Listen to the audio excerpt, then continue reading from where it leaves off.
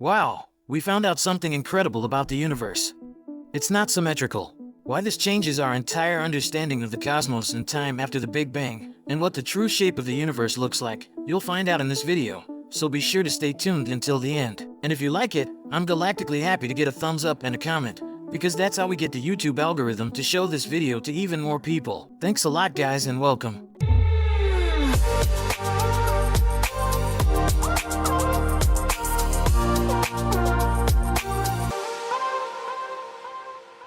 It's a miracle that you guys exist.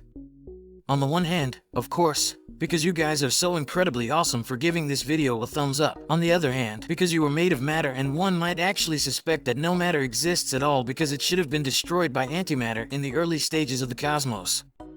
But always one after the other. About 13.8 billion years ago, the universe originated according to prevailing opinion from the Big Bang, and in the time after it a war raged between that which exists and that which destroys. Between yin and yang, good and evil, between light and dark, in other words, between matter and antimatter.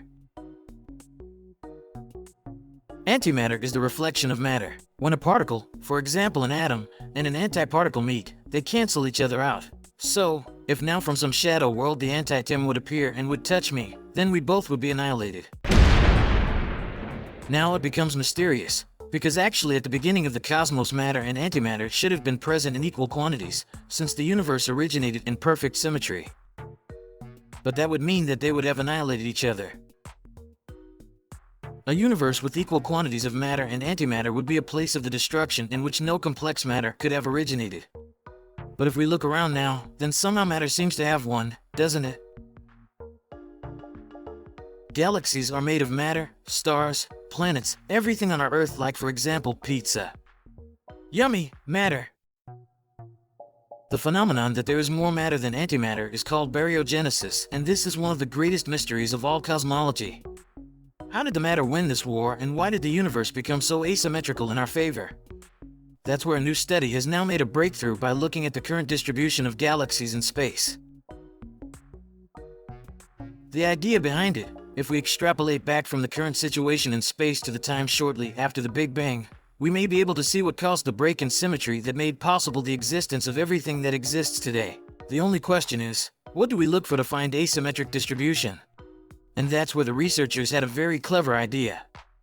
They looked for galactic tetrahedrons. That's bound to bring back some dark memories from geometry class, right? A tetrahedron is a body with 4 triangular side faces and, in addition, it is the simplest shape that cannot be easily rotated symmetrically into its mirror image. But that one I can already hear some of you asking. What are we using these tetra things for in space? I hate geometry. You can connect 4 galaxies to a tetrahedron, if it fits. And then the galaxies are each the endpoints of the side faces. That's what the researchers did. And then they looked to see if they could find mirror image versions of these galaxy tetrahedra. That's because in a completely symmetric universe, one would expect an alignment of a galactic tetrahedron and its mirror image to occur with exactly the same frequency. If there were cosmic symmetry, then matter would have distributed itself evenly since the Big Bang and we would see a uniform arrangement of galaxies. However, if we find more copies of the one galaxy tetrahedron than its mirror-inverted version, then this suggests a failure. And now for the exciting part. It points to a failure of symmetry at precisely the point in time when the lumpy mass in the universe was created, which later became the galaxies. Professor Zachary Slepian, who is involved, says, since the parity violation can only be imposed on the universe during inflation, it provides a smoking gun for inflation if what we found is true. And that's exactly what the researchers discovered, a galactic asymmetry on huge scales.